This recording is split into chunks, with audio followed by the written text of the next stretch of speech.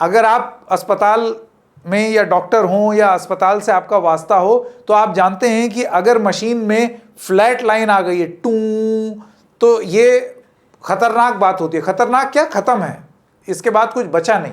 तो देश के बॉटम 50% की वेल्थ वो 2019 से लगातार एक फ्लैट लाइन है। यहां पर पता नहीं आप देख पाएंगे या नहीं, वो एक्चुअली थोड़ा सा नीचे गई है और पिछले 3 साल से जहां थी वहीं पर है इस रिपोर्ट के हिसाब से। ये भी world inequality database wealth inequality India की रिपोर्ट है। Share of wealth top 1% versus bottom 50% 2019 to 2024।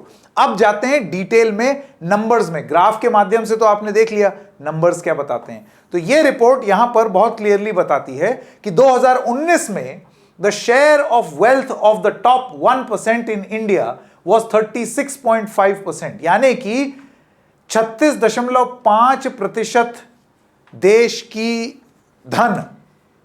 देश का धन इस देश के टॉप 1% आबादी के पास था। यह है 2019 की बात। अब बॉटम 50% 2019 में उनके पास 6.8% ही धन था, यानी कि हिंदुस्तान का जो 50% देश है, 50%, उसके पास कुल धन 6.8% है।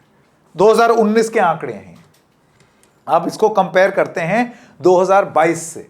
तो 2022 में टॉप 1% का 36.5 से बढ़कर के तो 40.1 हो गया, यानी कि देश की कुल धन का 40%, 40.1% टॉप 1% लोगों के पास है। और जो बॉटम 50% है वो 6.8% से भी घट के 6.4% पर आ गया है। ये आंकड़े देश की सच्चाई बयां करते हैं। ये वेल्थ डिस्ट्रीब्यूशन का एक और चार्ट है कि कौन कहां है, अपने आप को कहां पाता है। मैं अब आपका ध्यान आकर्षित करना चाहता हूं पेज नंबर 13 का। ये देखिए, अब ये जानना जरूरी है क्योंकि ये आंकड़े जो हैं टॉप 1% वेल्थ शेयर, ये 2019 और 22 के मैंने आपको बताया, ये 24 तक का आंकड़ा बता रहा है, वो भी ग्राफ के माध्यम से।